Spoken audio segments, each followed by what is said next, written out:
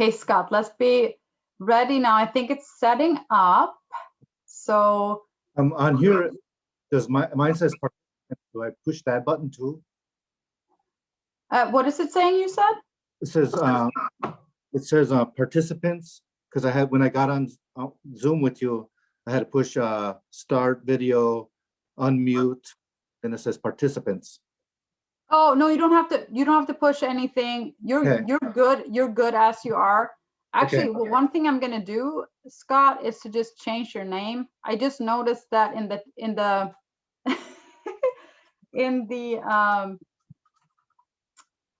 in the Zoom name, it says your friend's name. So I'm just putting in your name in there.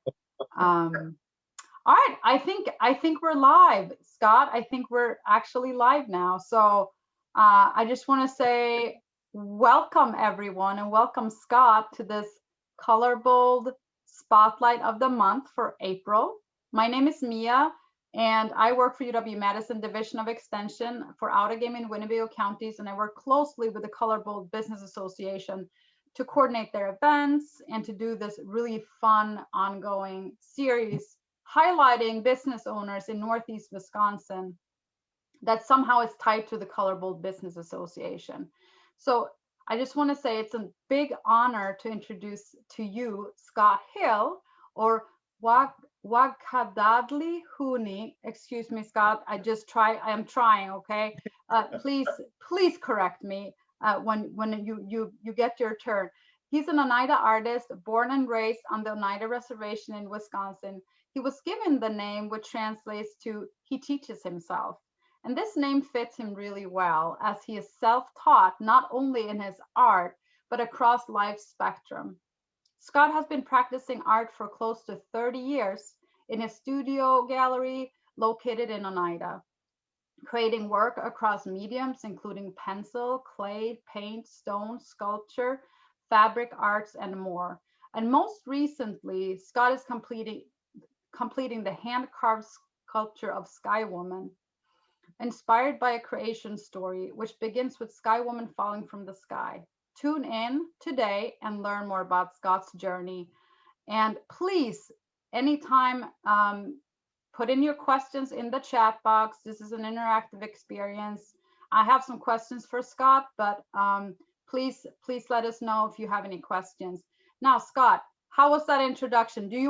Could you please say your Oneida name a little bit better than I did? Okay. Hi, Siguli, everybody. It's Wakadadli Huni. Yeah, so it's I know every time I tell somebody they're like, what? But everybody has their own unique name in Oneida. So we go through a ceremony and get that name, and nobody else in the world has that name. So we individually have our own native names. Yeah. Yes, and I'm gonna put that in the chat box just so people can see how that looks like. Okay, yeah, cool. So how are you doing today, Scott? I'm doing great. I'm excited because of a lot of good things happening today and in the near future. So yeah, I'm excited about this, and I have another. So yeah. You have another interview today as well, right? Right. Yeah, for some mural jobs and sculpture jobs at UW-Madison. So I made it to the interview part of it, and so hopefully it'll turn out well, and I'll get to the next level or the next part of the sculpture project. So that's right. That is so exciting. Would you mind telling us a little bit about how your artistic entrepreneurial journey got started, and just get us an idea of how this work got started for you, Scott? Okay. Well, the earliest recollection is that I started in second grade. I started drawing what I seen on TV because the Vietnam War was going on, and so we have relatives and tribal members that were there, and so my mom was always watching the TV when I got home from school, and it was always showing the Vietnam War. And so that's what I remember drawing is stick people and tanks and helicopters fighting. And so that was, I remember that. And then it went on to, cars, inventing cars, looking at, just whatever you learn when you're growing up in your interest, that's what you draw. And so I just kept going and kept going until I went to high school, and I got to go to the big library in high school where I got to see more of our Native American history books and the photographs and the stories of that. And so I started drawing Native people from those photographs, and that's how I started getting into artwork. And because of that, and the reason I did that is because I wanted the world, and I was super shy. And so the only way I could do that is to draw our people, our ancestors, and everybody who's on these photographs, and just show them that we have our own music, our own dances, our own ceremonies. We're all uniquely given these gifts, and so that's the way I wanted to show it. And like I said, I was super shy, and that I thought artwork would be the way I could do without talking to people. Without talking, you seem like you can talk pretty well now, though. So Oh, yeah. has this helped you at all to like getting out of your shyness, you think? Yeah, greatly, because I thought I started. I started in 1990. I've been doing artwork my whole life, but in 1990 is when I really woke up and decided I wanted to live as an artist, and it was a very scary decision to make. So I did it, but the opportunities were there. Opportunities started happening like within a week. Like people started asking for commission. Really?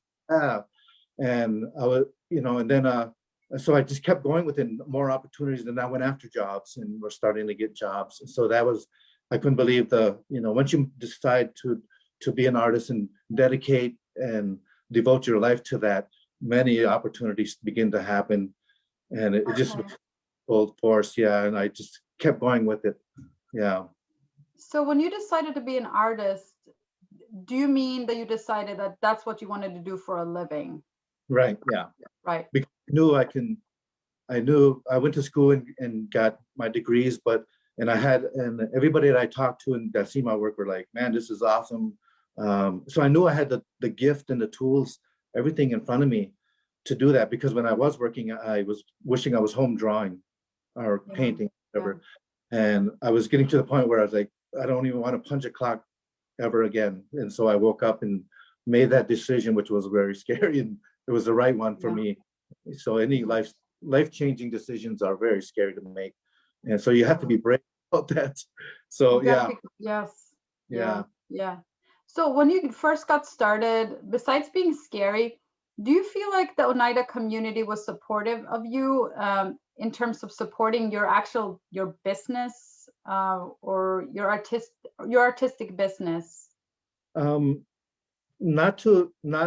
because 30 years ago when I was starting out, there was not hardly any artists. There was artists around the community, but nobody was doing that as a full-time job or in the community art. And so when I started doing it, I didn't get much support. But nowadays, there's a lot more artists, of course, and there's a lot more opportunities for artists. And that's what, growing in those 30 years, that's what I've been trying to push, is more art, more creativity in the community, more artwork hanging in the community. But I didn't get as much support as I thought I would. But it's and again, I don't blame people, but because of art wasn't a big thing. It wasn't.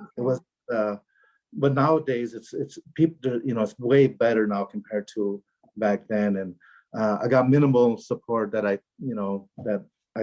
thought I would get more, but it was okay. I got a lot of support from my family and other people that seen my gift. Okay.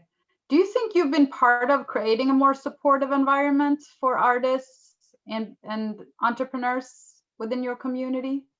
Yeah, because of the only artist that I know that's doing this for a living and putting it out there, and it's because of the culture and our language that we're losing, that in order for our young people or even our adult people to see that we have our own culture and medicine and language and songs, everything, And so to keep putting that out there is a reminder or an incentive to learn your history and your culture and be inspired by it. And so I do, every painting is everything I do is, it has to be perfect. And a lot of them have messages or just symbolism of our culture. And so I want to project it in our community. And I think so. I think I was able to do that a lot and to see that I'm successful doing it. Yeah.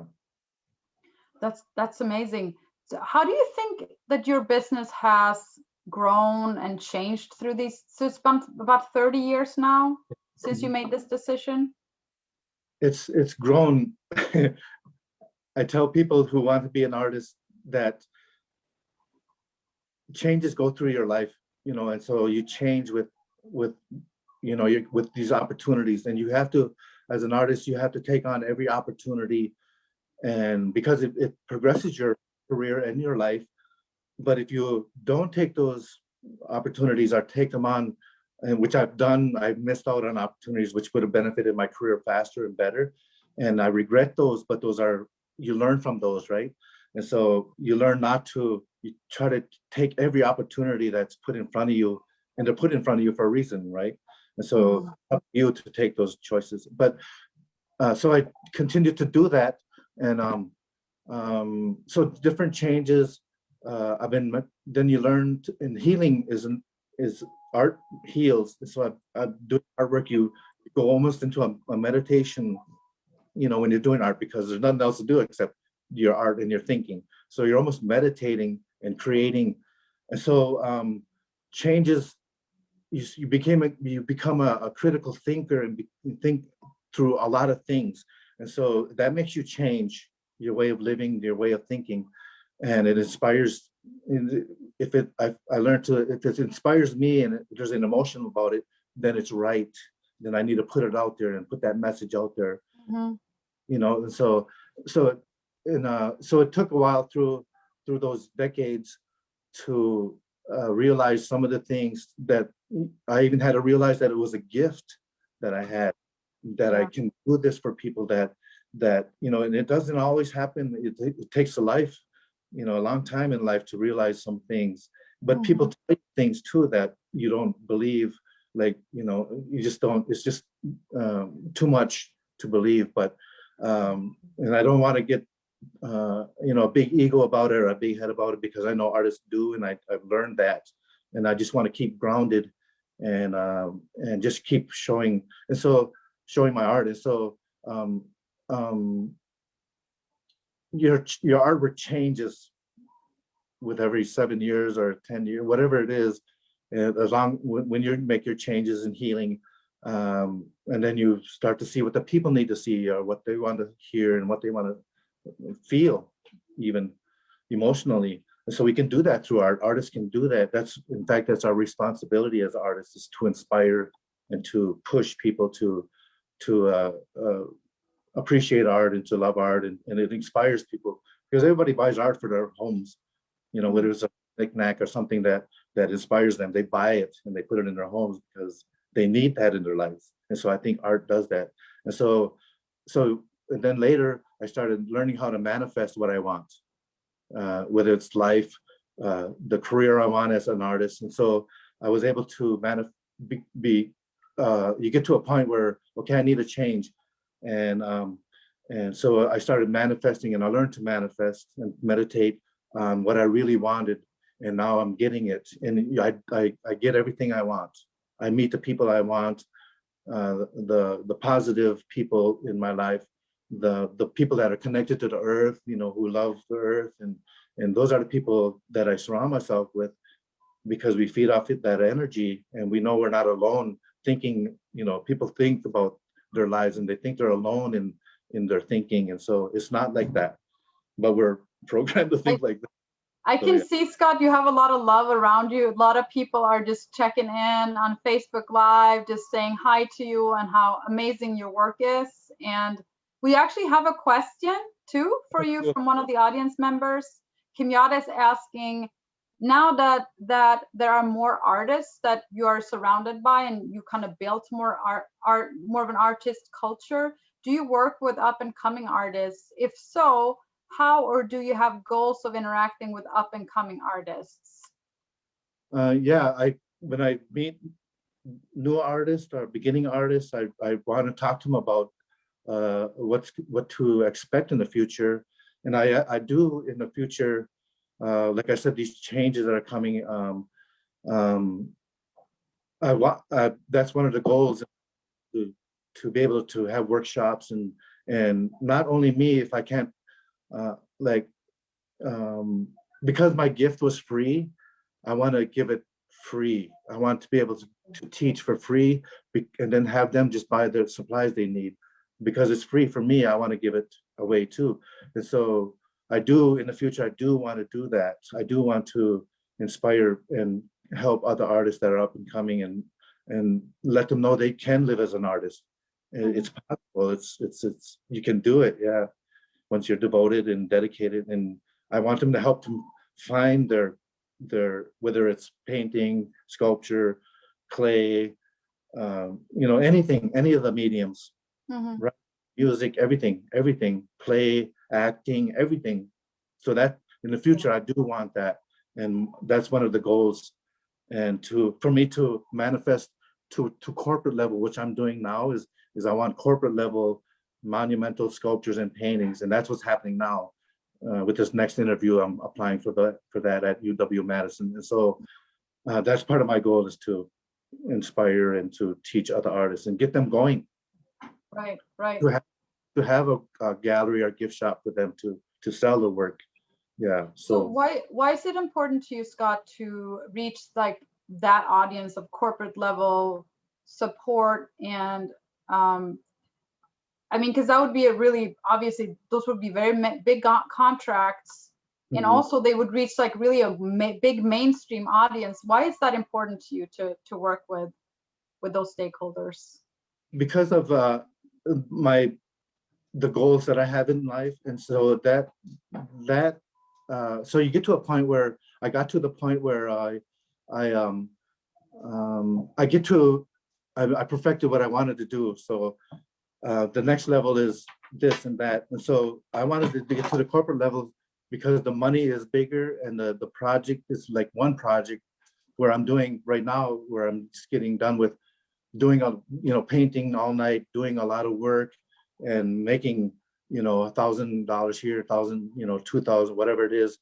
You get to the point where, okay, I want not so much work and more pay, and that's what I manifested the last 10 years, because I was going through these insurance companies, and I see there's fabulous artwork, and I would ask myself, and I learned to ask the right question to the universe, like, how do I get to this? How do I get to the corporate level of selling my art? And the other goal is, and you do find your answers. So it is coming to realism right now as we're speaking. Yes. And so, so part of the goal is to not just Oneida people or Indian people, or it's for all people, all races, that my art I want to project out to the world. So I'm in I figured about 14 countries right now. I have artwork in 14 countries right now. And goodness. Yeah. And so one of my goals is to try to send a piece of art to every country in the world. That's one of my crazy goals that I want. Hey, you better send to Sweden too. Yeah, everywhere. I just found that's where I'm from, if people are wondering about my accent. And you can help me with that. Okay. But that's one of my goals, is to be worldwide. In fact, the goal is to be well known, not as an Indian artist, but just as an artist. And there is internationally known Native American artists, and I want to be bigger than them. I want my name bigger than them. So I think you will. Those goals, those are my goals, and that's why I want to go corporate level. And that's one of the ways I can do that. I want to work in Japan. I do, and I do already, but I want business from Japan or China or wherever around the world, you know, Spain, all over the place. That is so incredible to hear about. I can't wait for this question. I know it's a little bit later on in my little script here, Scott, but please, can you tell us a little bit about Sky Woman that I've had the honor to meet twice through the journey of you creating her. Can you just give us some background, and also, because we're on the track of talking about corporate clients. Yeah. So what's the story behind that? This project is my first monumental. She's Sky Woman is part of our creation story, and so artists that know the culture and believe their culture and, you know, live by it. That's the kind of artwork we do. And so I always knew about Sky Woman. I know her stories, and so so we come from the sky, from the stars, and so the Radisson Corporation, the Radisson in Green Bay here, renovated their hotel, and so the Radisson Corporation in Dallas said to hire local artists, and so I was fortunate that they did that, and that I was able to do an 8-foot by 4-foot by 4-foot limestone sculpture. And so this is a corporate level, right? It's got me to where I'm to this point. And so I started it in February 2020, and I'm just about to finish it, like in 2 or 3 weeks at the most. And but she's one of our, you know, our symbols is a life giver. She came here when she was pregnant, and so the sculptures of her is she's pregnant, and she has long hair, and her daughter, when she loses her daughter becomes, when they bury her, she becomes the 3 sisters, and so she's wrapped in ribbons of corn, beans, and squash that wrap around her, and with other symbolism of our medicine, which is the strawberry and the tobaccos. And so that is around her too, that embraces her. And then there's a big circle around her head. It almost represents a halo, but it represents the moon, actually, because she eventually becomes Grandmother Moon in our story.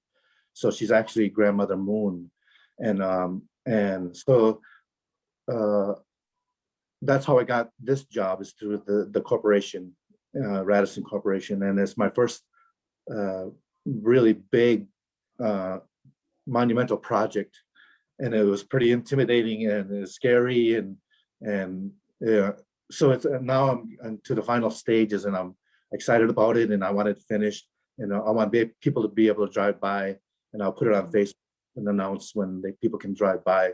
Our wait, because we got to schedule it to be delivered to the Radisson, and so we can people can go there when they see it's installed. Yeah, and it'll be right at the entrance Radisson lobby. The first thing you walk into is her. Yeah. So she's 8 feet tall. Yeah. And so when I met her, I remember I felt like I really met her. She was her own entity, her own person, or there's just something really, really powerful around her. And I think you mentioned that it was very hard for you to know exactly the timeline of how long it would take you to carve her out, because she was kind of letting you know. Yeah. Can you speak to that a little bit? I just found that really fascinating. Sure. I learned a while back through doing art sculptures that things that from the earth have a spirit, or, you know, it has an energy. And I noticed that when I travel or do my art shows, everybody wanted to touch the stone sculptures. And so I started bringing raw stones for them to touch, because there's an energy that people have that are connected to the earth. We have that, and we want to feel that energy. And so when doing this sculpture, I thought I can do it in 4 months, 6 months. Oh my God, no. So when it was delivered, it was almost as big as a truck. It was 30,000 pounds. Mm-hmm. And it was big as a car almost. And we hand carved it. And so as we worked on it, the relationship began to build with it. The spirit of that rock, and the story I know, and to see Grandmother Moon when she's full, and I'm working on it, that energy between us, she's the one that began to tell me how to work this, when to do it, and it also, because it's so hard, it's a hard work, it's hard physical work, you know, and doing it daily. So we would have to take days of resting our bodies, and she would let us know. And even the weather was working with us, I believe, because it was just, you get in sync with these energies and these spirits. And so she was telling me, you know, take a couple of days off through the weather and through that in life, and it would rejuvenate me to go back to work to her. So there is a spirit, and then like you and other people, and mostly women and men too, that can feel her when they come to see her. And like you said, she looked like she was finished, right? When you seen her, she did. She felt finished 6 months ago to me, but a lot of people thought that too, and I thought, no, there's a lot more coming. Because you knew. Yeah, and I knew, and she's the one that began the, you know, and it's been a year now, over a year that I've been working on her, and it's still the same thing. Because before I start to work on her, I pray and thank her, and ask for guidance for the, you know, the spirits, and to be safe, my workers to be safe, that I be safe, that no injuries, and nothing bad has happened from it. And so you begin to have that relationship, and so that's the respect of it, and so, and then you begin to, even though it's intimidating, I thought mistakes, and the more you worked on it, she fixed herself, or it just happened to fix herself, and it's turning out perfect. And I give thanks for her, for this project, because it is taking me to the next level. I am using her, the sculpture, to get to the corporate level. And I was interested. Sorry, go ahead, Scott. I was just going to say that it's just going to just help me get these corporate jobs and be able to help my friends, my family, my community even faster, you know. How has Radisson responded to this timeline being stretched out? I'm just very curious, because, you know, with corporate, maybe potentially predominantly white folks just sitting behind their desks, wanting to have certain things delivered at a certain time, how has that been to navigate? Like I said, I designed it, and I gave them several designs, and they ended up changing it was Three Sisters at first, and then they changed it to Sky Woman.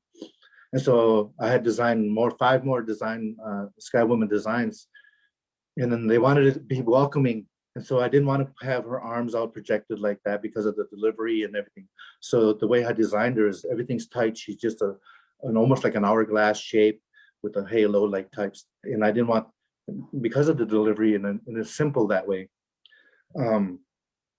I thought I can do it in 4 or 5 months, and then that was our contract too. And so I signed that contract thinking I can do it, but then we were updating the Radisson here in Green Bay monthly and then weekly or whatever. But at first they didn't understand that they wanted it when the deadline was up, and they did send me, they were kind of on me about it. And then what happened was then I needed more time. I extended the deadline. And then I then start realizing with this relationship that no way that I'm, it's going to be finished when she says it's finished, or when there's no way of putting a deadline on her, because this is the first time doing a monumental piece like this. And so I had to explain the relationship, like I just explained to you, that she's the one telling me when this is going to be done and how to do it. And it's a big learning curve, I told him. And so I finally got to the committee here and told them, trying to explain the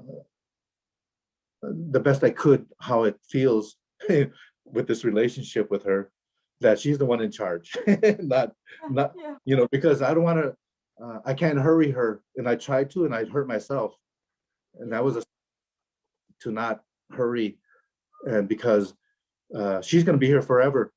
We're going to go on. We're going to pass on, and she's going to be here. And I want her to be perfect for the next generations to come, and all these people from around the world that will see her, because we're right across from an international airport. So you were speaking about bravery earlier. I think that was brave of you to just speak your truth and knowing that this is true for this type of process, and for you to be able to advocate for that to this corporate client. I think that was very brave. That does take some courage to do. Yeah, it was, and it was also frustrating because they didn't understand. I had to, but I think the corporation in Dallas, the ones who hired me, they're the ones up here. They're board that have update that I have to update too, and then they probably update the corporation in Dallas. But Dallas hasn't said anything about the deadline or nothing. So it's the board here that was kind of writing. Okay. And I had to explain to them that how it works, and that I can't control the timeline.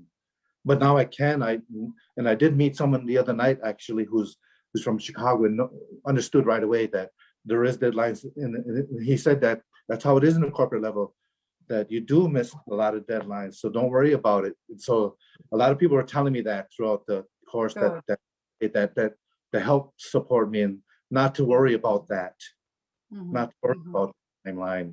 You know, you would think that in general people would really mostly value the end product, and the fact that you had this quality relationship with your artwork through the process, and honoring whatever you need to honor.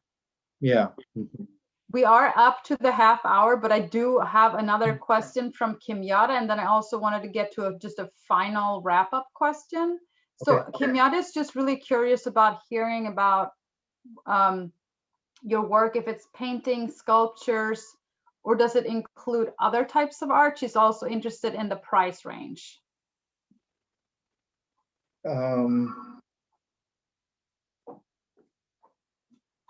What was the first part of the question?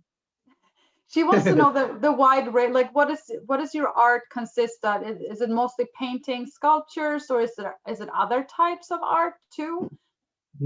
It's all mediums. Some people want charcoal, some people want painting, some people want stone.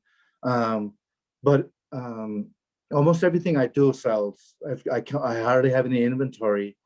And so I've been taking a lot of commissions. And so people that I put a lot of artwork for sale on Facebook, and it sells pretty quickly.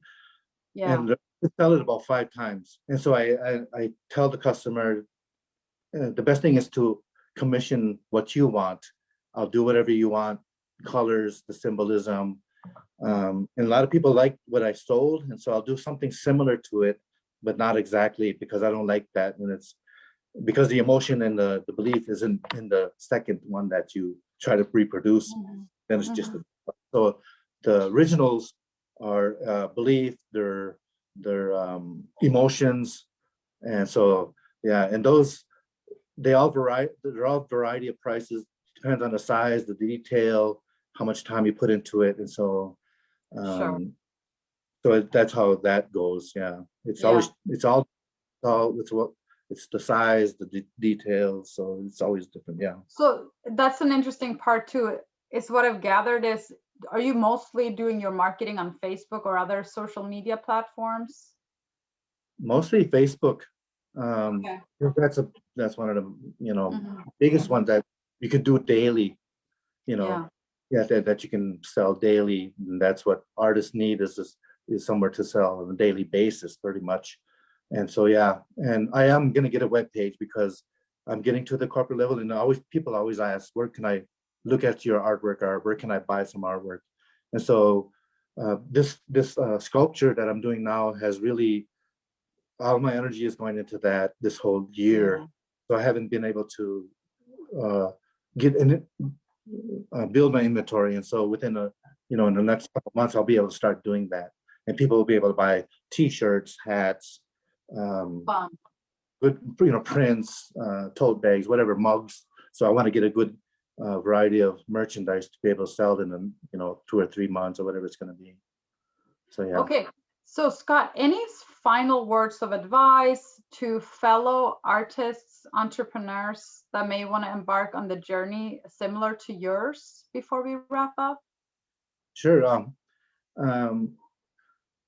The main key pretty much is staying devoted to yourself and to your art, and to be devoted to what you want in life. And you kind of got to really think about and write down your goals, and write down what you really want, whether it's 5 years, 10 years, 30 years. And but I think that's the key, is to be devoted to yourself, what you believe in. Keep learning your history, keep learning, keep going, take risks, try to be brave. It is scary. It's a scary thing to live as an artist, and in a business. Any business is scary to start your own and to be successful. And there is a lot of failure, and I made a lot of failure, and to take every opportunity that's presented in front of you, and because those will benefit you or help you in your life that you need at those moments. And so just keep creating, keep your eyes open, and keep your mind open. Another cool thing is to take walks in nature, look at nature, see how it is things, because I use birds and insects and other things in life, in nature, as my color wheel, right? A bird, the creator made that bird, and he put those colors together, and they work, right? So They sure do.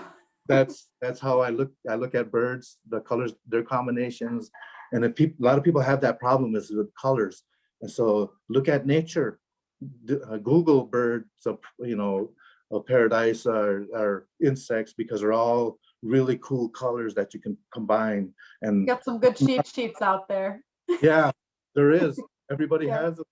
There's a lot of short, and there's a lot of, I can teach that. I can teach shortcuts and how to, get things done faster. And that's what I want to do also with workshops and meeting individuals, even if they want to learn.